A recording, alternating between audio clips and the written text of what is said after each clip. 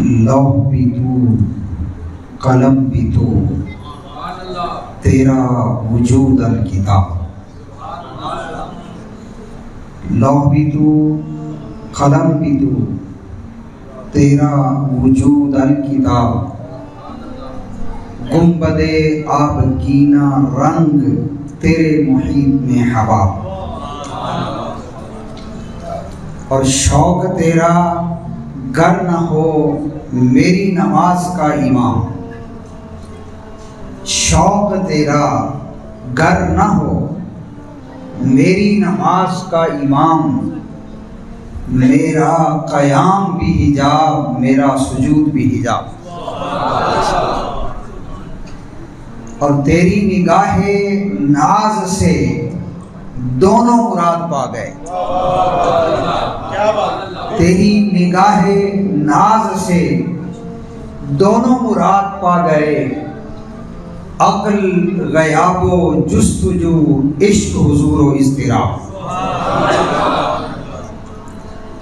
اور زلف سرکار سے جب چہرہ نکلتا ہوگا، زلف سرکار سے جب چہرہ نکلتا ہوگا، پھر بھلا کیسے کوئی چاند کو تکتا ہوگا۔ پھر بھلا کیسے کوئی چاند کو تکتا ہوگا۔ اے حلیمہ یہ بتا تو نے تو دیکھا ہوگا۔ اے حلیمہ یہ بتا تو نے تو دیکھا ہوگا، کیسے تجھ سے میرا محبوب لپٹتا ہوگا۔ کیسے تجھ سے میرا محبوب لپٹتا ہوگا۔ اور کتنی خوش بخت ہیں طیبہ کی وہ گلیاں یارو۔ کتنی خوش بخت ہیں طیبہ کی وہ گلیاں یارو، جن میں بن ٹھن کے وہ محبوب ٹہلتا ہوگا۔ جن میں بن ٹھن کے وہ محبوب ٹہلتا ہوگا۔ انتہائی عزت و احترام کے لائق جملہ حاضرین و سامعین، خصوصاً اس عظیم الشان محفل میلاد مصطفیٰ صلی اللہ علیہ وآلہ وسلم میں تشریف لانے والے علماء کرام، ثنا خوانان، حفاظ و قراء، جامعہ مسجد حاجی محمد دین شاہ دولہ روڈ گجرات کہ یہ لمحات بڑے تاریخ ساز ہیں۔ میری دائیں جانب ہمارے ایک بڑے سینئر فاضل محترم المقام عزت مآب حضرت علامہ محمد بشیر فاروقی صاحب، زون الخطیب محکمہ اوقاف، آپ تشریف فرما ہیں۔ اور اسی طرح آپ نے مختلف احباب سے قرات اور نعت سنی، جناب محمد شوکت قادری صاحب، اور نقابت آپ نے دیکھی بلال احمد خان صاحب، اور میری بائیں جانب تشریف رکھتے ہیں محترم جناب سعد سبحانی چنجی سرکار، سجادہ نشین آستانہ عالیہ جیلم شریف۔ اسی طرح حضرت علامہ محمد احسان صاحب، قاری محمد صدیق صاحب، محترم جناب محمد وارث صاحب، محترم جناب خضر فواد نقشبندی صاحب، اور اس مسجد کی جملہ انتظامیہ، اور خصوصاً اس عظیم الشان محفل پاک کے اندر مجھے مدعو کرنے والے میرے دیرینہ نہ صرف دوست بلکہ کلاس فیلو، بلکہ اس سے بڑھ کر میرے بھائی برادر مکرم حضرت علامہ مہر حیات حیدری صاحب، شہر گجرات سے میری بڑی وابستگی رہی۔ کم و بیش 14 سال میں نے اس شہر میں خطابت کا شرف حاصل کیا۔ نور مدینہ مسجد میں سب سے زیادہ وقت گزرا۔ وہاں سے میرے بڑے ہی پیارے بھائی اور دوست محترم جناب منیر افضل قادری صاحب آپ تشریف لائے۔ اسی طرح میں نے یہاں مختلف کالجز میں پڑھایا تو میرے کولیگز تشریف لائے، محترم جناب پروفیسر بابر منور صاحب، اور اسی طرح میرے بڑے ہی دیرینہ کرم فرما پروفیسر وحید احمد وحید صاحب۔ اگر کسی کا نام رہ گیا ہو تو میں یہ کہوں گا کہ میں اس کا نام لوں یا نہ لوں، جو لسٹ یہاں بن چکی ہے اس میں ان کا نام شامل ہو گیا ہے۔ محبوب کی محفل کو محبوب سجاتے ہیں، آتے ہیں وہی جن کو سرکار بلاتے ہیں۔ میری بائیں جانب محترم جناب علامہ معظم الرحمن ضیائی صاحب بھی تشریف رکھتے ہیں۔ احباب ذی وقار، بلا تمہید میں اپنی گفتگو کی طرف آتا ہوں۔ میں نے قرآن مجید کی ایک آیت کریمہ آپ کے سامنے تلاوت کی ہے جو سورہ الحدید کی آیت نمبر 2 ہے۔ اللہ کریم ارشاد فرماتے ہیں وَالْأَوَّلُ وَالْآخِرُ وَالظَّاهِرُ وَالْبَاطِنُ وَهُوَ بِكُلِّ شَيْءٍ عَلِيمٌ۔ اللہ کریم نے یہاں مختلف صفات کا ذکر کیا ہے۔ ارشاد ہوتا ہے وَالْأَوَّلُ، وہ اول ہے،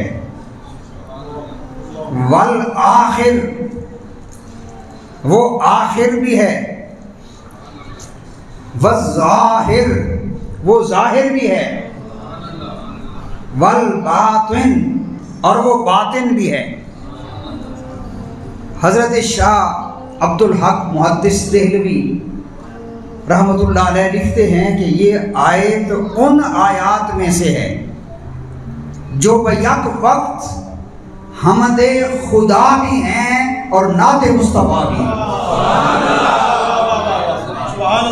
حمد خدا بھی ہیں اور نعت مصطفیٰ بھی ہیں۔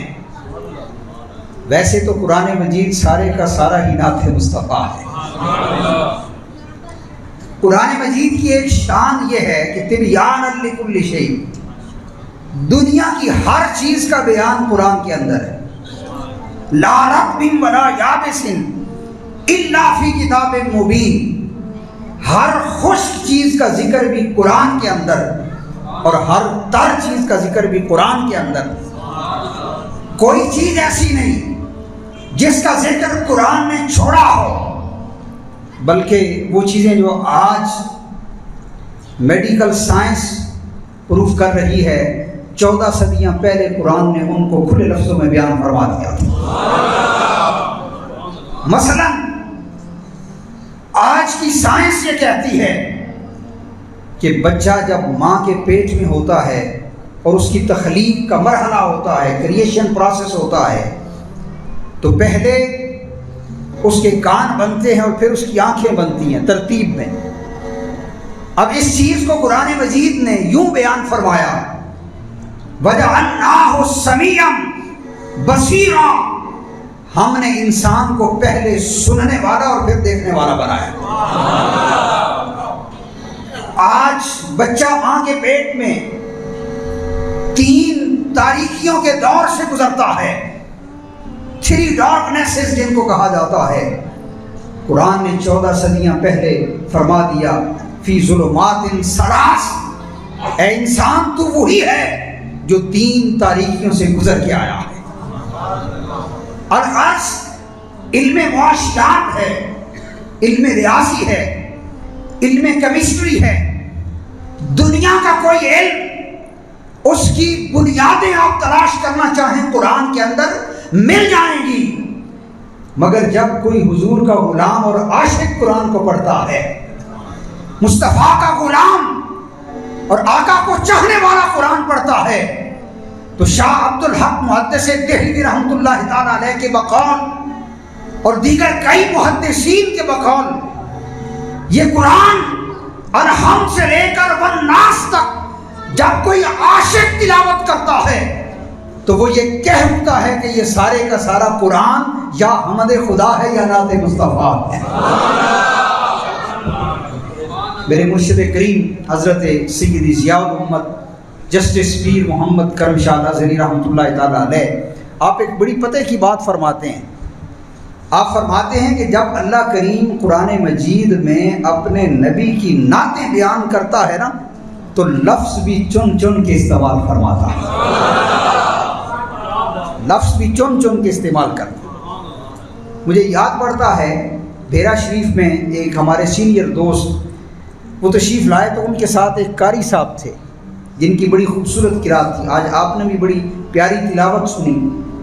تو انہوں نے حضور ضیاء الامت رحمۃ اللہ علیہ سے ان کا تعارف کرایا کہ یہ بڑے اچھے قاری ہیں، آپ نے خواہش ظاہر کی کہ تھوڑی تلاوت ہو جائے، تو انہوں نے غالباً سورہ والضحیٰ تلاوت کی۔ اب یہ وہ صورت ہے جس کی ہر آیت نعت مصطفیٰ ہے، ہر لفظ نعت مصطفیٰ ہے۔ قاری صاحب جب تلاوت مکمل کر چکے تو ہمارے جو سینئر دوست ہیں وہ کہتے ہیں کہ حضور یہ جو قاری صاحب ہیں یہ نعت بڑی اچھی پڑھ لیتے ہیں، نعت شریف بڑی اچھی پڑھتے ہیں۔ تو جب انہوں نے یہ بات کہی تو حضور ضیاء الامت رحمۃ اللہ علیہ نے بڑی پیاری بات کی، آپ نے فرمایا ابھی جو کچھ پڑھ رہے تھے اس سے بڑی نعت اور کیا ہوگی۔ قرآن کہتا ہے والضحیٰ، چہرہ مصطفیٰ کی قسم، واللیل اذا سجا، آقا کریم کی زلف عنبری کی قسم۔ تو یہ ساری کی ساری صورت نعت مصطفیٰ ہے، اور اگر قرآن کو دیکھا جائے تو براہ راست یا بالواسطہ سارے کا سارا قرآن خدا کی حمد بھی بیان کر رہا ہے، مصطفیٰ کی نعتیں بھی بیان کر رہا ہے۔ اور یہ جو ہم آقا کریم کی نعتیں پڑھتے ہیں نا، مت کوئی سمجھے کہ اس کے ذریعے ہم حضور کے رتبے کو بلند کرتے ہیں، نہیں۔ حضرت حسان بن ثابت نے ایک بڑی کمال کی بات کہی تھی، قاری صدیق صاحب بھی تشریف رکھتے ہیں، تو آپ نے فرمایا تھا ان مدحت محمدا بمقالتی ولکن مدحت مقالتی بمحمد۔ آپ نے ایک قصیدہ لکھا تو اس قصیدے کی وجہ سے ہر محفل کے اندر حضور کی وہ نعت پڑھی جانے لگی۔ تو کسی نے کہا کہ حسان بڑے خوش قسمت ہو، تمہاری نعت نے تمہارے نبی کے ذکر کو بلند کر دیا ہے۔ آپ تڑپ اٹھے، آپ نے فرمایا کہ یوں نہ کہو، بلکہ حقیقت یہ ہے ما ان مدحت محمدا بمقالتی، میں نے اپنی نعت کے ذریعے مصطفیٰ کی تعریف کو بلند نہیں کیا، بلکہ میں نے مصطفیٰ کی نعت لکھی ہے تو میری نعت کا ذکر بلند ہو گیا ہے، میرا مقدر بلند ہو گیا ہے، میری شان بلند ہو گئی ہے۔ تو دوستو ہم مصطفیٰ کریم کا کیا ذکر بلند کریں گے جس کا ذکر خود رب کائنات نے ورفعنا لک ذکرک کہہ کے بلند فرما دیا ہے۔ ہم کیا کرتے ہیں؟ ہم ذکر مصطفیٰ کے ذریعے اپنی قسمت کو بلند کرتے ہیں، اپنے مقدر کو بلند کرتے ہیں۔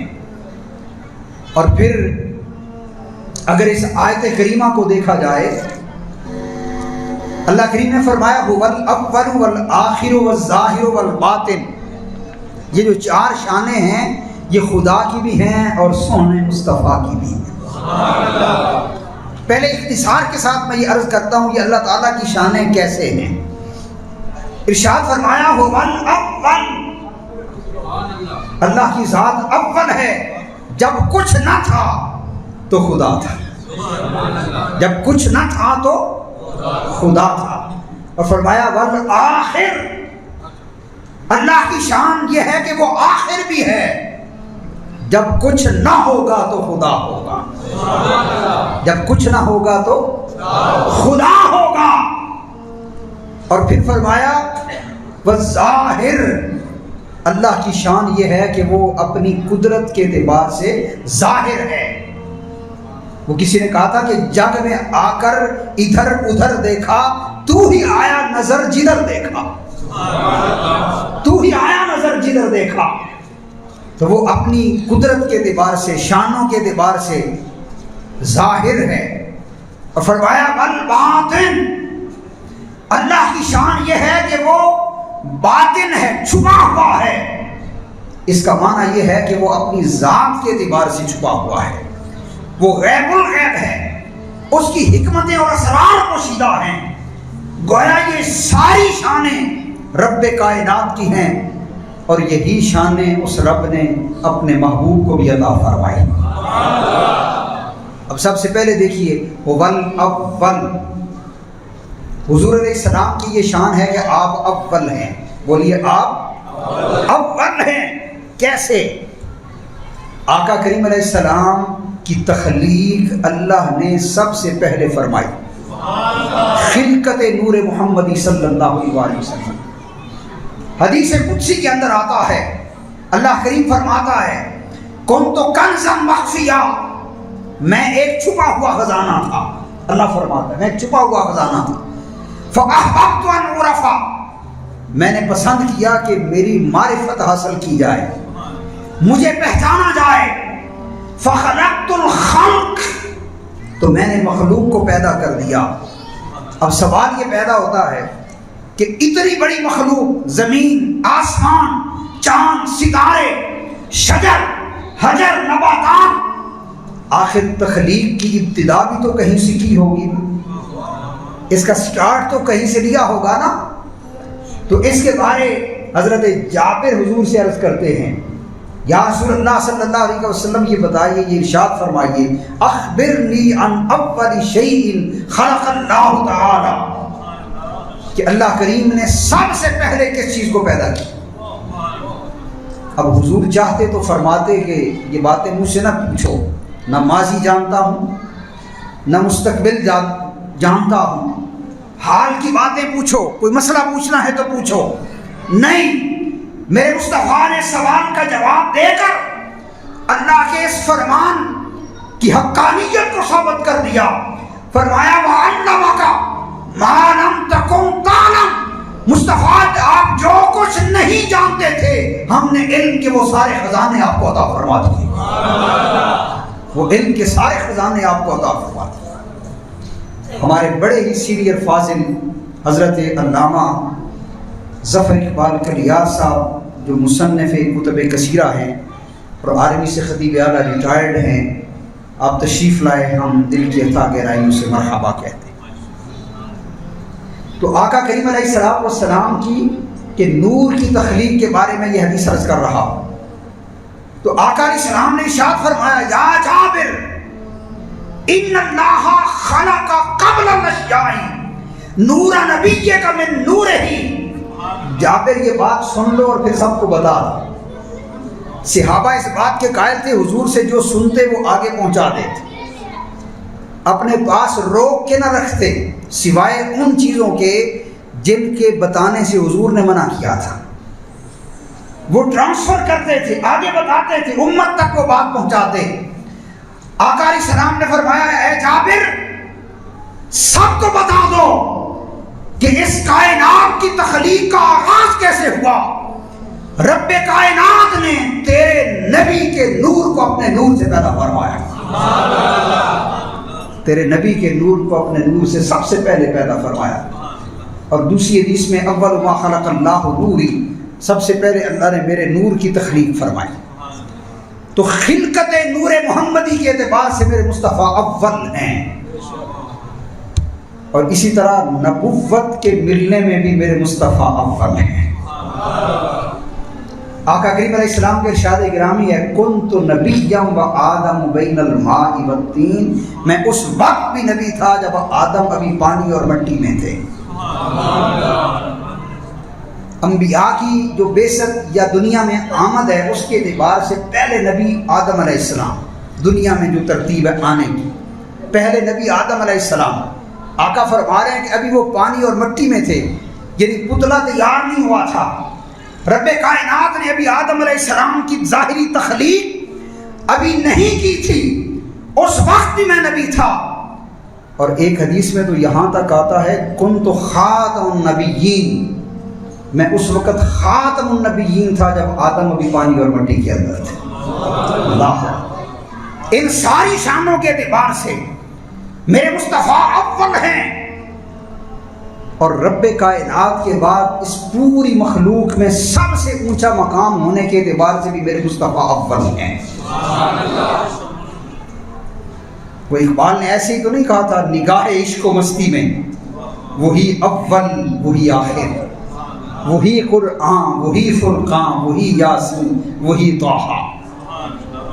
آقا کریم علیہ السلام کی بے شمار شانیں ہیں جن کے اعتبار سے میرے آقا اول ہیں۔ بعد از خدا بزرگ تو ہی، قصہ مختصر، خدا کے بعد اس ساری کائنات میں سب سے اونچا مقام جس کا ہے وہ آپ کے اور میرے آقا محمد رسول اللہ کا ہے۔ نعرہ تکبیر، نعرہ رسالت، نعرہ تحقیق، نعرہ حیدری۔ اور دوسری شان اللہ کریم نے فرمایا والآخر، اے محبوب تیری شان یہ ہے کہ وہ آخر بھی ہے۔ اب یہ کس اعتبار سے؟ آقا کریم علیہ السلام بعثت کے اعتبار سے، دنیا میں جو آپ کی تشریف آوری ہے، بعثت نبوت کے اعلان کے اعتبار سے اور اظہار کے اعتبار سے آقا علیہ السلام آخری نبی ہیں، آخری نبی۔ یہ ہمارا عقیدہ بھی ہے، جب تک یہ عقیدہ نہ ہو اس وقت تک ایمان مکمل نہیں ہوتا۔ آقا کریم علیہ السلام آخری نبی ہیں، آپ کے بعد قیامت تک کوئی نیا نبی نہیں آ سکتا۔ تو آقا کریم علیہ السلام کی بعثت سب سے آخر میں ہوئی۔ میرے آقا کی امت آخری امت ہے۔ میرے آقا کریم علیہ السلام پر جو کتاب نازل ہوئی یہ سب سے آخری کتاب ہے۔ گویا بعثت مصطفیٰ کے اعتبار سے آقا کریم بھی آخر، آپ کی امت آخری امت، اس اعتبار سے بھی آخر، آپ پر نازل ہونے والی کتاب آخری کتاب، اس اعتبار سے بھی آپ آخر ہیں۔ میرے آقا نے فرمایا لوگوں انا والساعۃ کہاتین، میں اور نبوت اس طرح، قیامت اور نبوت اس طرح ملے ہوئے ہیں جس طرح یہ دو انگلیاں ملی ہوئی ہیں۔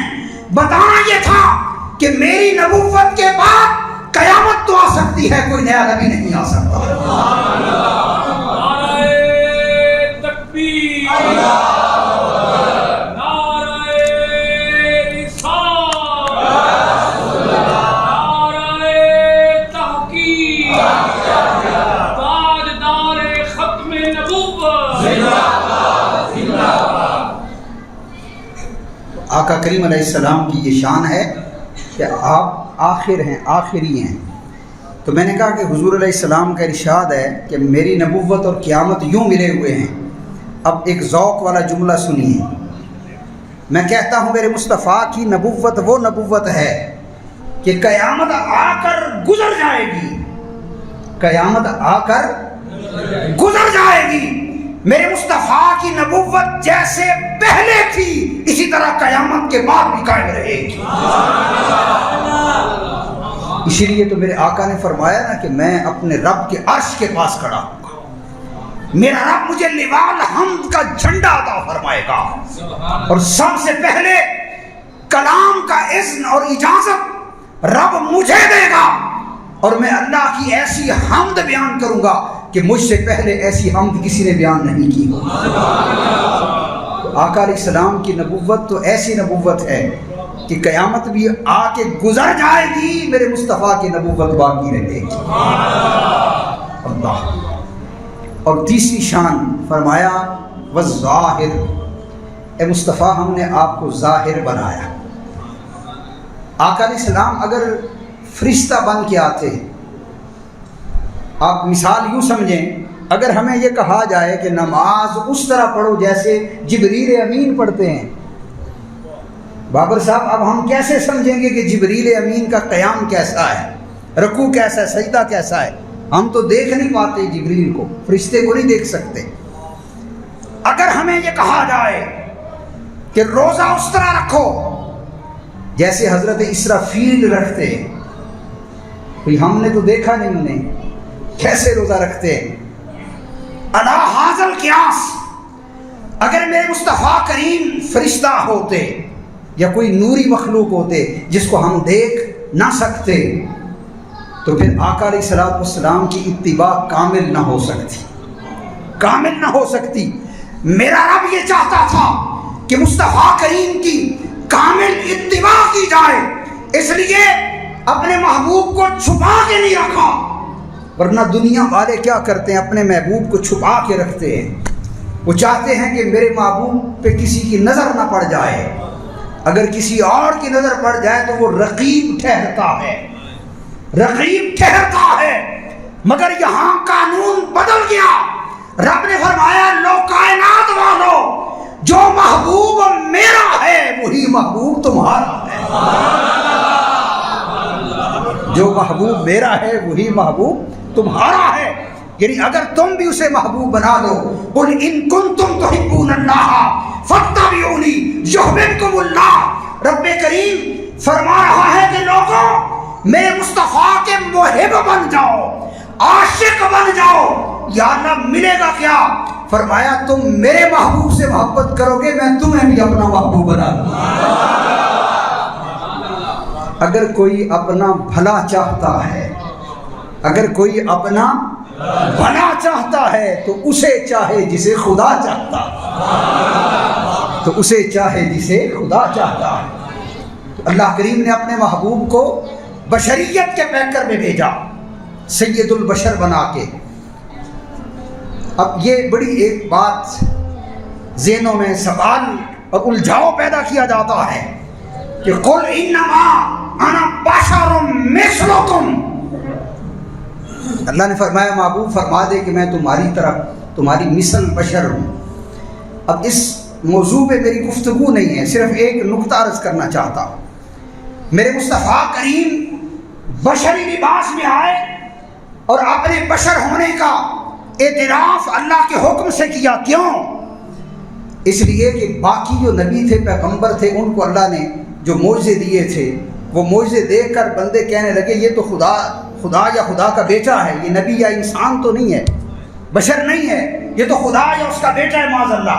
عیسیٰ علیہ السلام کو اللہ نے مردہ زندہ کرنے کا جب معجزہ دیا تو لوگوں نے کہا یہ کام خدا والا ہے، یہ تو رب کی شان ہے کہ وہ مردوں کو زندہ کرتا ہے، یہ کام خدا والا ہے.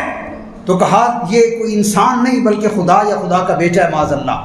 حضرت عزیر علیہ السلام آپ پر موت و حیات کی کیفیت گزری. لوگوں نے کہا کہ جس کے اندر یہ صفات آ جائیں وہ خدا یا خدا کا بیٹا ہوتا ہے. اللہ کریم نے فرمایا محبوب جنہیں میں نے تھوڑے تھوڑے معجزے دیے تھے، حضور سے پہلے جتنے معجزے آئے نا نبیوں کے پاس ان کی تعداد لمیٹڈ تھی. سب سے زیادہ معجزے حضور سے پہلے جناب موسیٰ علیہ السلام کو اللہ نے دیے، اور وہ کتنے تھے؟ صرف 9 معجزے تھے. علماء کو تو سبق سنا رہا ہوں آپ کے نالج کے لیے. حضرت موسیٰ علیہ السلام کو 9 معجزات اللہ نے عطا کیے. اس سے اوپر حضور سے پہلے کسی نبی کو معجزے نہیں ملے. تو اللہ کریم نے فرمایا محبوب جنہیں 2 3 4 معجزے دیے انہیں لوگ خدا یا خدا کا بیٹا سمجھ چکے، مگر اے محبوب تجھے تو میں نے بڑی شان عطا کرنی ہے. اے محبوب تیرا ہاتھ اٹھے گا، انگلی کا اشارہ ہوگا، چاند تو ٹکڑے ہو جائے گا. اے محبوب تیرے ہاتھ اٹھیں گے دعا کے لیے، میں ڈوبے ہوئے سورج کو واپس پلٹا دوں گا. اے محبوب موسیٰ علیہ السلام کو تو یہ معجزہ دیا تھا کہ انہوں نے پتھر پہ عصا مارا، فانفجرت من حسنتا عشرۃ عینا، کہ جب پتھر پہ عصا مارا وہاں سے 12 چشمے پھوٹ پڑے. ذہن میں آ سکتا ہے کہ چشمہ تو پتھروں سے ہی نکلتا ہے، ہو سکتا ہے نیچے کوئی چشمہ ہو، اوپر پتھر آ گیا ہو، آپ نے اس چٹان کو توڑا ہو، وہاں سے نیچے سے چشمہ جو ہے بہنا شروع ہو گیا ہو. مصطفیٰ کا یہ معجزہ تھا کہ پانی ختم ہو گیا اور 1400-1500 صحابہ ہیں. حضور نے فرمایا بچا کھچا پانی لے کے آ جاؤ. ایک برتن میں پانی پیش کیا گیا. میرے مصطفیٰ کریم نے اپنا ہاتھ انگلیاں اس پانی میں ڈالی. صحابہ کہتے ہیں خدا کی قسم مصطفیٰ کریم کی انگلیوں سے پانی کے چشمے جاری ہو گئے۔ اب یہاں نہ کوئی پتھر تھا، نہ کوئی چٹان تھی، نہ کوئی عصا تھا، تو اللہ کریم نے اس لیے پسند کیا کہ اے محبوب تو وہ کام کرے گا، لوگ کہیں گے یہ تو خدا والے کام ہے، خدا والے کام ہیں، تو کوئی تیرے کثیر معجزوں کو دیکھ کر تجھے خدا یا خدا کا بیٹا نہ سمجھ بیٹھے، اس لیے صبح قیامت تک شرک کو جڑ سے اکھیڑ کر پرے پھینک دے اور اعلان کر دے میں تمہاری مثل بشر بن کے آیا۔ آمد مصطفیٰ مرحبا مرحبا والدہا مرحبا دلال النبی سرکار کی آمد سرکار کی آمد دار ختم نبوت۔ یہ میرے مصطفیٰ کی شان ہے الظاہر، میرے آقا ظاہری پیکر کے ساتھ آئے، بشری پیکر کے ساتھ آئے۔ یہاں ایک ضمناً بات کہہ دوں، آقا کریم علیہ السلام کو بشر یا تو اللہ کریم نے فرمایا اپنی شان کے لائق، یا خود حضور علیہ السلام نے عاجزی کے طور پہ ارشاد فرمایا کہ میں بھی بشر، لیکن آگے بتا دیا صرف تمہاری مثل نہیں، یوحا الیہ، استثناء موجود ہے کہ مجھ پر اللہ کی وحی نازل ہوتی ہے، اللہ مجھ سے کلام کرتا ہے، بلکہ میں اگر یوں کہوں کہ اللہ تو اپنے جلوے میرے سامنے بے نقاب کر دیتا ہے۔ اللہ اکبر، یہ استثناء الگ موجود ہے۔ بہرحال آقا علیہ السلام کو یا تو رب کریم نے خود بشر کہا اپنی شان کے مطابق، یا مصطفیٰ کریم نے اپنی شان کے مطابق عاجزی اور انکساری کے اظہار کے لیے، جیسے اگر میں یہاں بیٹھ کے کہوں کہ جناب میں تو ایک طالب علم ہوں، اور میرے جانے کے بعد آپ میرے یاد صاحب کو بلا لیں کہ جناب آپ نے تو لکھا تھا کہ وہ ڈاکٹر ہیں، پی ایچ ڈی ہیں، تو وہ خود کہہ رہے تھے کہ میں طالب علم ہوں۔ بھئی عالم دین تو سادگی کے لیے، عاجزی کے لیے اگر کہہ دے کہ میں تو ایک طالب علم ہوں تو وہ طالب علم نہیں بن جاتا، اور وہ اس منصب سے نیچے نہیں اتر جاتا، بلکہ اس کا منصب اپنی جگہ پہ قائم رہتا ہے۔ بلا تشبیہ و بلا تمثیل ہر صحابی کو پتا تھا کہ مصطفیٰ کریم کا یہ کہنا کہ میں بشر ہوں، اس سے حضور محض بشر نہیں بن گئے۔ یہی وجہ ہے کہ نہ ابو بکر نے حضور کو بشر کہا، نہ عمر نے کہا، نہ عثمان و علی نے کہا، نہ بلال نے کہا، نہ صہیب نے کہا، نہ سلمان فارسی نے کہا، اس لیے کہ صحابہ جانتے تھے کہ لباس بشریت کا ہے، مصطفیٰ کی حقیقت خدا کے سوا کوئی نہیں جانتا، مصطفیٰ کی حقیقت رب کے سوا کوئی نہیں جانتا۔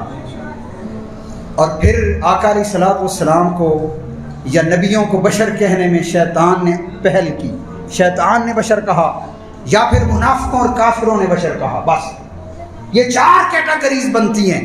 اس کے سوا کسی مومن نے مصطفیٰ کریم صلی اللہ علیہ وسلم کو بشر کہہ کے نہیں پکارا۔ اس کا مطلب ہے کہ جو حضور کو بشر بشر کہتے ہیں پھر وہ اپنی کیٹیگری دیکھ لیں کس کیٹیگری میں آتے ہیں۔ اب آگے چلتے ہیں، آقا کریم علیہ السلام ظاہر بن کے آئے، میرے آقا کا حسن سب کے سامنے ظاہر تھا۔ حضرت یوسف علیہ السلام اللہ کے بڑے حسین نبی تھے، اتنے حسین تھے یوسف علیہ السلام۔ قرآن کی ایک پوری سورت سورہ یوسف ہے۔ کیا نام ہے سورت کا؟ سورہ یوسف۔ اور اس سورت کے آغاز میں اللہ نے فرمایا احسن القصص، کہ یہ قصہ سب سے حسین قصہ ہے۔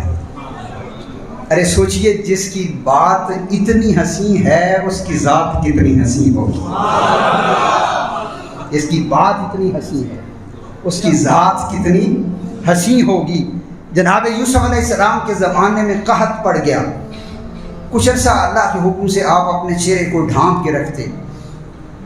اس میں حکمتیں تھیں کہ فتنے کا شکار ہو جاتے تھے لوگ، خواتین، آپ نے پوری تفصیل سنی ہوگی علماء سے۔ میں جو نقطہ عرض کرنا چاہتا ہوں وہ یہ ہے، لوگ آ گئے، انہوں نے کہا یوسف علیہ السلام بارشیں رک گئی ہیں، قحط سالی ہو گئی ہے، دعا کریں، اللہ سے عرض کریں بارش نازل ہو جائے۔ آپ نے یہ التجا اللہ کی بارگاہ میں پیش کر دی، کیونکہ نبی کا یہ مقام ہوتا ہے من الخلق الی الخالق، اور من الخالق الی الخلق، مخلوق کا پیغام اللہ تک پہنچاتا ہے، اللہ کا پیغام بندوں تک پہنچاتا ہے۔ تو اللہ کے نبی نے اپنے رب سے رجوع کیا، رب کائنات بارش برسا دے۔ اللہ نے فرمایا کہ بارش نہ برسانے میں حکمتیں ہیں، ابھی وقت ہے، حکمتیں ہیں۔ اے یوسف آپ اس طرح کریں، یہ جو آپ نے اپنے چہرے کو چادر سے پلو سے ڈھانپ رکھا ہے نا، اپنے چہرے سے نقاب ہٹا دیں۔ مولا اس سے کیا ہوگا کہ جو آپ کا حسن دیکھے گا اس کی بھوک بھی مٹ جائے گی، اس کی پیاس بھی مٹ جائے گی، بھوک بھی مٹ جائے گی، پیاس بھی مٹ جائے گی۔ اب یہ تھا مقام حضرت یوسف علیہ السلام کا۔ اب شاعر نے بیان کیا ہے حضرت یوسف علیہ السلام کے ساتھ حضور کا مقام، سنیے۔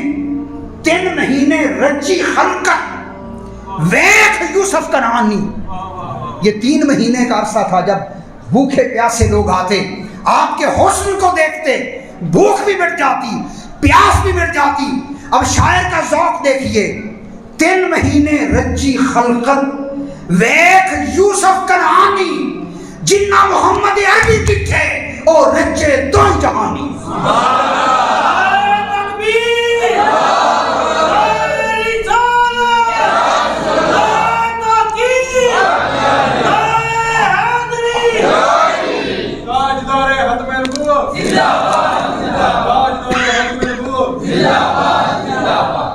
اعلیٰ حضرت نے تو کمال ہی کر دیا۔ آپ فرماتے ہیں کہ حسن یوسف پہ کٹی مصر میں انگشت زنا، سر کٹاتے ہیں تیرے نام پہ مردانے آئے۔ اعلیٰ حضرت کی شاعری بڑی کمال کی ہے، اگر آپ اس میں غور کریں۔ آپ فرماتے ہیں کہ حسن یوسف، ادھر حسن تھا، اور حسن چیز ہی ایسی ہے کہ حسن کو دیکھ کر انسان اپنے ہوش میں نہیں رہتا۔ عورتوں نے جب حسن یوسفی کے جلوے دیکھے، انگلیاں کٹ گئیں، وہاں پہ حسن تھا، ادھر میرے مصطفیٰ کے نام پر لوگ گردنیں کٹا رہے ہیں۔ وہاں حسن تھا، یہاں صرف نام ہے۔ اور پھر حسن یوسف پہ کٹی، یہ ماضی کی بات ہے، بار بار یہ واقعہ نہیں ہوگا، بس ہونا تھا، ہو گیا، ماضی کا صیغہ۔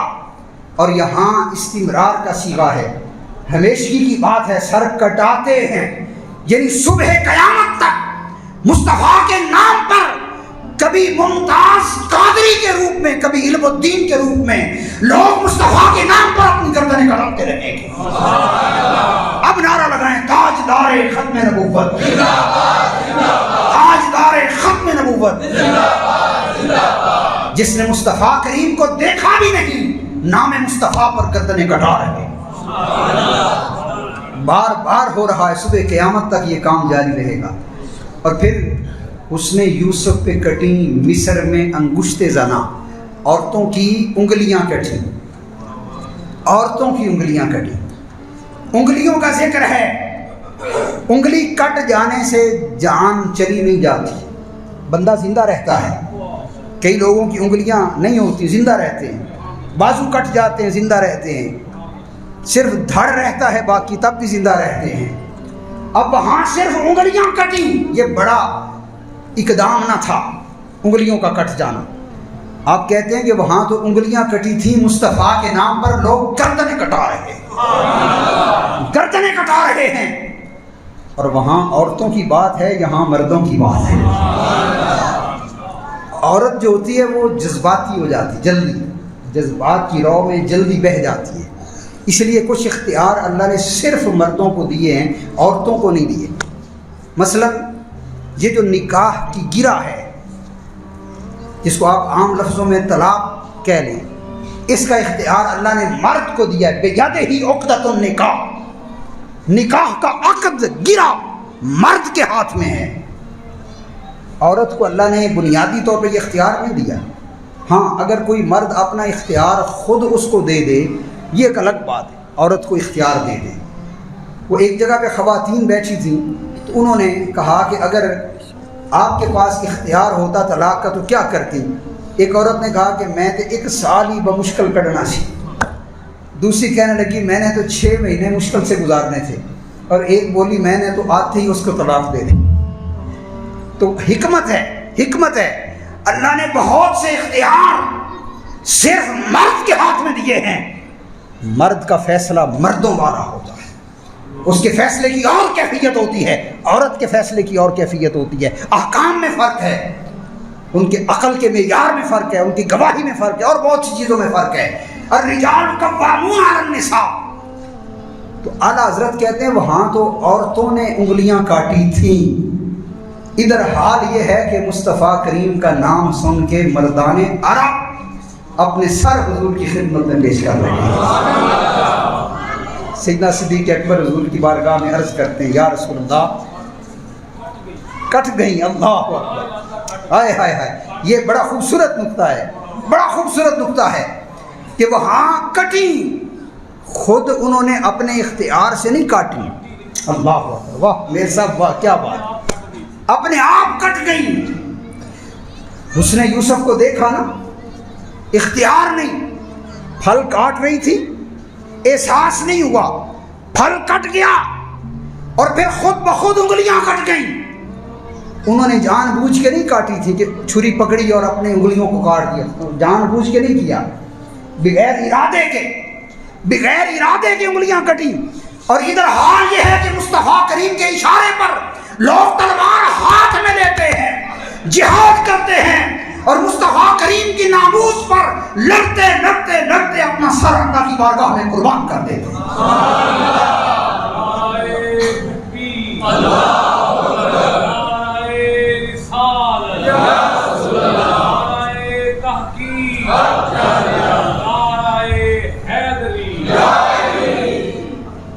یہ میرے آقا کی شان ہے کہ آپ الظاہر ہیں، اللہ نے آپ کو ظاہر بنا کے بھیجا۔ ہم نماز پڑھتے ہیں نا، حضور سے صحابہ نے پوچھا تھا یا رسول اللہ نماز کیسے پڑھیں؟ آپ نے فرمایا تھا سلو کما رأیتمونی اصلی، جس طرح مجھے نماز پڑھتے ہوئے دیکھتے ہو اسی طرح تم نماز پڑھ لیا۔ عرض کیا یا رسول اللہ صلی اللہ علیہ وسلم حج تو ہم پہلے بھی کرتے تھے، زمانہ جاہلیت میں بھی حج چلتا تھا اور اس کی عجیب و غریب ڈیٹیلز ہیں، کبھی پوچھئے گا علامہ صاحب سے کہ کیا کیفیت ہوتی تھی۔ اب جب اسلام آ گیا، آقا کریم سے پوچھا یا رسول اللہ حج کیسے کریں؟ آقا نے فرمایا خذوا عنی مناسککم، جو کچھ میں کرتا جاتا ہوں تم کرتے جاؤ، یہی تمہارا حج بن جائے گا۔ یعنی عمل مصطفیٰ یہ اتھارٹی بن گیا، یہ حرف آخر بن گیا۔ اسی وجہ سے جناب عمر پاک طواف کرتے کرتے حجر اسود کے پاس آ کے کہتے ہیں انک حجر، اے پتھر، اے حجر اسود تو ایک پتھر ہے، جنس کے اعتبار سے محض ایک پتھر ہے، لا تضر ولا تنفع، اور پتھر ہونے کی حیثیت سے تو نہ فائدہ دے سکتا ہے نہ نقصان دے سکتا ہے۔ کہا اے حجر اسود اگر میں نے مصطفیٰ کریم کو تجھے بوسہ دیتے نہ دیکھا ہوتا تو میں کبھی تجھے بوسہ نہ دیتا۔ میرے مصطفیٰ کا عمل اتھارٹی ہے، قانون ہے، شریعت ہے۔ اب کوئی کہے گا شریعت تو اللہ نے بھیجی، تو حضور کی شریعت کیسے بن گئی؟ میں 20 دلائل دے سکتا ہوں کہ رب کا حکم اس پہ فائنل ہے، ہر ایک کے لیے ہے، لیکن میرے مصطفیٰ کو اختیار ہے اس حکم کو جدھر چاہیں موڑ دیں۔ نمازیں کتنی فرض ہیں دن رات کے اندر؟ 5 ہیں، جو پڑھتے ہیں وہ تو یقیناً اونچی آواز سے کہ کتنی؟ ماشاءاللہ سارے پڑھنے والے ہیں، زبردست 5 نمازیں ہیں۔ اب ایک صحابی، ایک شخص نے کہا یا رسول اللہ میں نے اسلام تو قبول کرنا ہے پر صرف 2 نمازیں پڑھوں گا، زیادہ نہیں پڑھ سکتا۔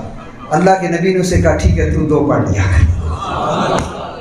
اللہ، 2 کا یا 3 کا ذکر ہے۔ اسی طرح روزے کی کیفیت، آقا علیہ الصلوۃ والسلام کے پاس ایک شخص ہے، اب حکم یہ ہے کہ اگر روزہ توڑ دیں، ایک کے بدلے 60 روزے رکھیں یا 60 مسکینوں کو کھانا کھلائیں یا غلام اللہ کی راہ میں آزاد کریں۔ ایک شخص آ گیا یا رسول اللہ روزہ توڑ بیٹھا ہوں، کہا جاؤ غلام آزاد کرو، کہا حضور اتنی طاقت نہیں ہے، کہا اچھا 60 مسکینوں کو کھانا کھلاؤ، پیارے آقا طاقت نہیں ہے، کہا پھر 60 روزے رکھو، کہا یا رسول اللہ یہ بھی نہیں کر سکتا، ایک نہیں رکھ سکا 60 کیسے رکھوں گا؟ تو آقا علیہ السلام مسکرائے، اس کو بٹھا دیا، اتنے میں کھجوروں کا ٹوکرا آ گیا، کہا لو یہ ٹوکرا اٹھاؤ اور مدینے کے غریبوں میں تقسیم کر دو، تمہارا کفارہ ہو جائے۔ اب پھر وہ شخص اٹھا، آئے ہائے، اس پہ قسمت مہربان تھی نا، اس نے کہا یا رسول اللہ پورے مدینے میں مجھ سے زیادہ غریب کوئی میرے مصطفیٰ اتنا ہنسے کہ حضور علیہ السلام کے دندان مبارک موتیوں کی طرح چمکنے لگے۔ بہت کم ایسا ہوتا تھا کہ مصطفیٰ کریم اس طرح مسکرائیں کہ آپ کے دندان مبارک ظاہر ہو جائیں۔ تو اس دن حضور اتنا کھلکھلا کے آپ ہنسے اور آپ نے فرمایا اے صحابی یہ ٹوکرا اٹھا لے، سر پہ رکھ لے، اپنی بیوی کو بچوں کو کھلا دے، میری طرف سے کفارہ ادا ہو جائے۔ اللہ۔ ایک شخص نے کہا یا رسول اللہ میں نے قربانی دینی تھی، ایک 6 ماہ کا بکری کا بچہ لے لا بس، اور چیز کوئی نہیں، کیا کروں؟ آقا نے فرمایا جا تیرے لیے جائز ہے، تو اسی کی قربانی کر رہے۔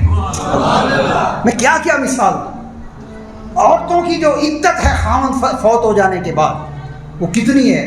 4 ماہ اور 10 دن۔ 4 ماہ اور 10 دن اللہ کا حکم ہے، 4 ماہ اور 10 دن۔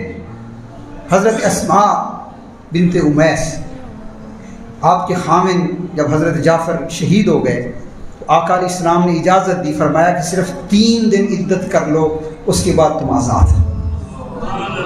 اللہ کو آقا علیہ السلام کے پاس شریعت کی اتھارٹی تھی، حرام و حلال کی اتھارٹی تھی، اللہ کے احکامات کے اندر تبدیلی کا اختیار میرے آقا علیہ السلام کو تھا۔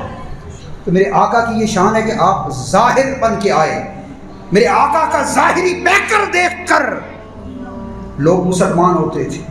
ایک مثال دے کے بعد آخری نشانی کی طرف لے جاتا ہوں، اور میری گفتگو اب آخری مرحلے میں ہے، اور جب مقرر کہتا ہے گفتگو آخری مرحلے میں ہے بہت سے لوگ پرسکون ہو جاتے ہیں کہ اب خیر ہے، اب جان چھوٹنے والی ہے۔ تو بہرحال آقا علیہ السلام کی یہ شان کہ آپ الظاہر ہیں۔ حضرت عبداللہ بن سلام رضی اللہ تعالیٰ عنہ حضور کے صحابی ہیں جو اسلام قبول کرنے سے پہلے یہودیوں کے بہت جید عالم تھے۔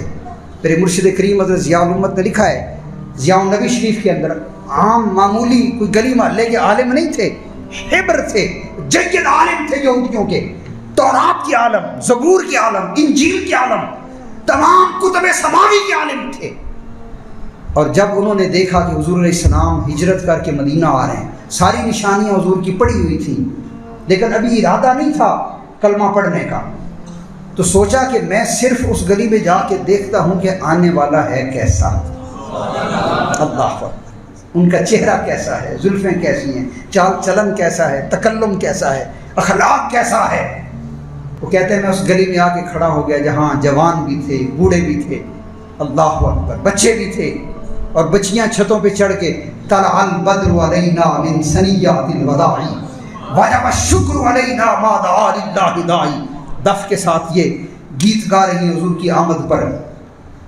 وہ کہتے ہیں میں کھڑا ہو گیا اس گلی میں آ کے، کہتے خدا کی قسم جب میرے مصطفیٰ میرے سامنے آئے، اللہ آسماں گر تیرے آسماں گر تیرے طلبوں کا نظارہ کرتا۔ کیا دیکھیں نا، شاعر کا ذوق دیکھیں، چہرے کی بات نہیں، طلبوں کی بات ہے۔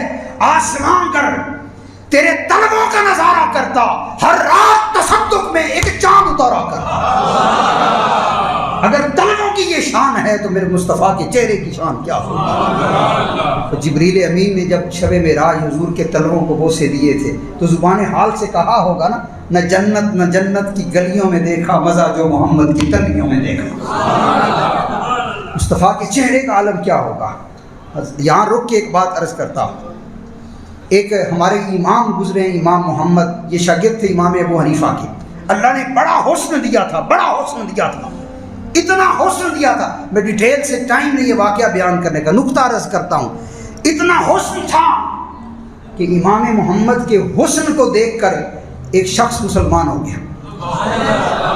اب اس سے جب پوچھا گیا کہ بھلے آدمی، انہوں نے کوئی اسلام کی دلیل تیرے سامنے پیش کی ہے یا کیا، کوئی تعلیمات دی ہیں، کوئی واض و نصیحت کی ہے، ترغیب دی ہے، کیا ہے، مسلمان کیوں ہو گیا ہے؟ اس نے کہا بس میں نے دیکھا کہ جن کا چھوٹا محمد اتنا پیارا ہے ان کے بڑے محمد کا عالم کیا ہو۔ عبداللہ بن سلام کہتے ہیں کہ جب مصطفیٰ کریم اس گلی میں آئے، خدا کی قسم چہرہ اتنا روشن تھا، جس دیوار کی طرف میرے مصطفیٰ چہرہ کرتے وہ دیوار چمک اٹھتی تھی۔ اب یہاں محدثین سیرت نگاروں نے لکھا ہے، علماء تشریف فرما ہے کہ آقا کریم دن کے وقت میں آئے تھے، لیکن سورج کی شعاؤں سے جو روشنی پھیلی ہوئی تھی میرے مصطفیٰ کی روشنی سورج کی روشنی کے اوپر بھی غالب آ چکی تھی۔ عبداللہ بن سلام کہتے ہیں میرے دل نے پکارا یہ کسی جھوٹے کا نہیں، یہ اللہ کے سچے نبی کا چہرہ ہے۔ رات کی تاریکی ہے، جناب اما عائشہ صدیقہ رضی اللہ تعالیٰ عنہ کچھ سی رہی ہیں، سوئی گر جاتی ہے، چراغ روشن نہیں ہے، اندھیرا ہے، آقا تشریف لاتے ہیں، اتنا تبسم فرماتے ہیں کہ پورا کمرہ نور علی نور ہو جاتا ہے۔ اور حضرت عائشہ صدیقہ نے کہا تھا کہ یا رسول اللہ یہ جو مصر کی عورتیں تھیں نا جنہوں نے یوسف علیہ السلام کو دیکھا اور ان کی انگلیاں کٹ گئیں، یہ جو واقعہ پیش آیا، اگر میرے مصطفیٰ کریم کو دیکھتی تو اپنے دل چیر کے مصطفیٰ کے قدموں میں پیش کرتی۔ یہ میرے آقا کا ظاہر تھا۔ اب آخری شان سنیے، میرے آقا باطن بھی ہیں۔ آخری سے مراد یہاں جو میں نے 4 شانیں اللہ کریم کی اور حضور علیہ السلام کی آیات کی روشنی میں بیان کی ہیں، یہ آخری اس بات کے اوپر، اس نقطے کے اوپر میری بات انشاءاللہ پھر اختتام پذیر ہو جائے گی۔ آقا کریم علیہ السلام باطن ہیں، چھپے ہوئے ہیں۔ کیسے؟ میرے آقا علیہ السلام کا بشری پیکر وہ تو ظاہر ہے، پر میرے آقا کی جو شان حقیقت ہے وہ باطن ہے۔ صحابہ میں سب سے زیادہ میرے آقا علیہ السلام کے ساتھ رہنے والے جناب سیدنا صدیق اکبر ہیں۔ جلوت میں، خلوت میں، بچپن میں، جوانی میں، بڑھاپے میں صدیق اکبر آخری سانس تک کوشش کی حضور کے ساتھ رہے۔ اللہ اکبر۔ آپ کہا کرتے تھے کہ میری پسندیدہ چیز یہ ہے النظر الی وجہ رسول اللہ صلی اللہ علیہ وسلم، کہ صدیق اکبر کی آنکھ ہو، مصطفیٰ کا چہرہ ہو، اور ابو بکر ہمیشہ اپنے مصطفیٰ کے چہرے کو تکتا رہے۔ یہ شان تھی، اتنی جلوت میں، خلوت میں ہر لمحہ کوشش کی حضور کے ساتھ گزارنے کی، خاص کر جو غار ثور کی 3 راتیں تھیں۔ حضرت عمر ہاتھ جوڑ کے کہتے تھے میری زندگی کی ساری نیکیاں لے لو، اس ایک رات کا اجر مجھے دے دو۔ تو پتہ چلا کہ عمر کی حیات ایک طرف، ابو بکر کی ایک رات ایک طرف۔ اس ابو بکر کی بات ہے، میرے آقا نے مخاطب کر کے فرمایا یا ابا بکرن، اے ابو بکر، لم یعرفنی حقیقت غیر ربی، میری حقیقت اے ابو بکر تو بھی نہیں جانتا، کوئی بھی نہیں جانتا۔ لم یعرفنی حقیقت غیر ربی، میرے رب کے سوا میری حقیقت کو کوئی نہیں جانتا۔ اب مصطفیٰ کیا ہیں؟ یا مصطفیٰ جانتے ہیں یا ان کا خدا جانتا ہے۔ حضرت عائشہ صدیقہ رضی اللہ تعالیٰ عنہ فرماتی ہیں میں ایک دن حضور کے کمرے میں آئی، آقا تشریف فرما تھے، جب میں نے قدم رکھا نا اندر، اللہ کے نبی نے پوچھا من کون ہے؟ اب مجھے تعجب ہوا کہ میں ہر وقت حضور کی خدمت میں حاضر رہنے والی، تو عرض کی عائشہ۔ آقا کریم نے فوراً فرمایا من عائشہ، کون عائشہ؟ اب کہتی میں پریشان ہو گئی کہ حضور مجھے نہیں پہچان رہے، تو پھر عرض کیا عائشہ بنت ابی بکر۔ یا رسول اللہ وہ عائشہ جو ابو بکر کی بیٹی؟ آقا کریم کسی کیفیت میں تھے، آپ نے فرمایا من ابو بکر، کون ہے ابو بکر؟ آپ فرماتی ہیں کہ میری پریشانی انتہا کو چھونے لگی، لیکن ہمت کی، عرض کیا یا رسول اللہ ابو بکر ابن ابی قحافہ۔ یا رسول اللہ وہ ابو بکر جو ابو قحافہ کے بیٹے ہیں۔ آقا نے فرمایا من ابو قحافہ، کون ہے ابو قحافہ؟ اللہ۔ آپ کہتی ہیں میں ڈر کے واپس بھاگ گئی۔ پھر بعد میں جب شرف باریابی نصیب ہوا نا، تو میں نے کہا یا رسول اللہ آج میں آئی تھی، آپ نے مجھے پہچانا ہی نہیں تھا۔ فرمایا کب آئی تھی؟ اللہ، وقت بتایا، سارا منظر، کیفیت، سوال جواب، ساری بات کی۔ تو میرے آقا نے فرمایا کہ میری کیفیت اس وقت یہ تھی، میں جدھر دیکھتا تھا میرا رب ہی رب نظر آتا تھا۔ اب کوئی کہے کہ یہ اٹکل پچو ہے، نہیں، قرآن بھی اس چیز کو بیان کر رہا ہے۔ اللہ کریم فرماتا فَأَيْنَمَا تُوَلُّوا فَثَمَّ وَجْهُ اللَّهِ، تم جدھر نگاہ اٹھا کے دیکھو گے تم خدا اور خدا کو ہی پاؤ گے، ہر طرف خدا کے جلوے پاؤ گے۔ جگ میں آ کر ادھر ادھر دیکھا تو ہی آیا نظر جدھر دیکھا، اللہ کے جلوے تو ہر طرف دکھے۔ اللہ اکبر۔ یہ میرے آقا کریم علیہ السلام کی شان ہے۔ آپ کی شان حقیقت کا کچھ حصہ اس دن واضح ہوگا جب اللہ حشر بپا کرے گا۔ فقط اتنا سبب ہے انعقاد بزم محشر کا، فقط اتنا سبب ہے انعقاد بزم محشر کا کہ ان کی شان محبوبی دکھائی جانے والی ہے، کہ ان کی شان محبوبی دکھائی جانے والی ہے۔ دوستو آؤ، میں آخری پیغام دینا چاہتا ہوں۔ آقا کریم علیہ السلام کے صحابہ تو وہ تھے، میرے مصطفیٰ کریم کے جسم کے ساتھ اگر ان کا ہاتھ مس ہو جاتا اتنی سعادت سمجھتے کہ اگر کسی اور کو یہ سعادت نہ ملتی تو آ کے اس صحابی کا ہاتھ تھام لیتا جسے مصطفیٰ نے مس کیا ہوتا۔ آقا وضو کرتے تھے نا جب، اور پانی کے قطرے صحابہ نیچے نہیں گرنے دیتے تھے، ایسے تلیاں بچھا کے ایک فرش سا بنا لیتے، مصطفیٰ کریم کے وضو کا ایک ایک قطرہ صحابہ کے ہاتھوں پہ آتا، اور جب حضور فارغ ہو جاتے نا تو اب وہ جو ہاتھ تر ہو جاتے اس کو چہرے پہ مل لیتے، اس کو سینے پہ مل لیتے۔ نہ یہ کوئی قرآن کی آیت کا حکم تھا، نہ حضور نے یہ حکم دیا تھا، یہ کہاں سے بات آئی تھی؟ محبت خود سکھا دیتی ہے آداب محبت، محبت خود سکھا دیتی ہے آداب محبت۔ تو صحابہ نے یہ عمل کیا، اگر کسی کو وہ پانی نہ ملتا، یعنی وہ پیچھے رہ جاتے ازدحام بھیڑ کی وجہ سے، تو وہ کیا کرتے؟ جب کوئی صحابی پیچھے پلٹتا اس کے ہاتھوں پہ ہاتھ ملتے، اللہ اکبر، اور اس ہاتھ کو پھر اپنے چہرے کے اوپر لگا رہے تھے۔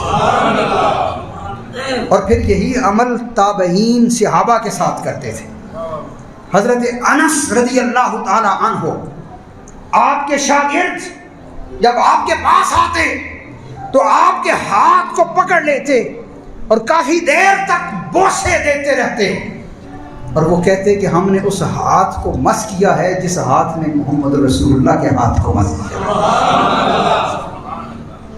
ابو العالیہ ایک تابعی ہے، وہ حضرت انس کے پاس آئے تو آپ نے ایک سیب ان کو عطا فرمایا، سیب عطا فرمایا۔ جیسے استاد شاگرد کو کوئی چیز دیتا ہے، بڑا چھوٹے کو دیتا ہے، پیر صاحب مرید کو دیتے ہیں، تو انہوں نے اپنے شاگرد کو ایک سیب عطا فرمایا۔ اب سیب تھا، انہوں نے اس کو چومنا شروع کر دیا، چومنا شروع کر دیا۔ تو کسی نے کہا کہ سیب ہے اور اس کو چوم رہے ہو؟ کہا ہاں، اس سیب کو حضرت انس کے ہاتھ نے مس کیا ہے، اور حضرت انس کے ہاتھ کو میرے مصطفیٰ کے ہاتھ نے مس کیا ہے۔ اسی لیے اقبال نے کہا تھا نا، کی محمد سے وفا تو نے تو ہم تیرے، یہ جہاں چیز ہے کیا لوح و قلم تیرے۔ یہ جواب شکوہ آپ پڑھیں نا، اس کے اندر علامہ نے یہ اس کا نچوڑ آخر میں کہا ہے کہ اے انسان مصطفیٰ کا بن کے تو دیکھ، یہ اللہ کی طرف سے صدا آتی ہے کہ اے بندے، اے بندے کی محمد سے وفا تو نے تو ہم تیرے ہیں، یہ جہاں چیز ہے کیا لوح و قلم تیرے۔ اور قوت عشق سے ہر پست کو بالا کر دے، قوت عشق سے ہر پست کو بالا کر دے، دہر میں اسم محمد سے اجالا کر دے۔ اور تیرے عشق کی انتہا چاہتا، میری سادگی دیکھ کیا چاہتا۔ اللہ رب العالمین ہماری اس حاضری کو اپنی بارگاہ میں قبول فرمائے۔ وما علینا الا البلاغ۔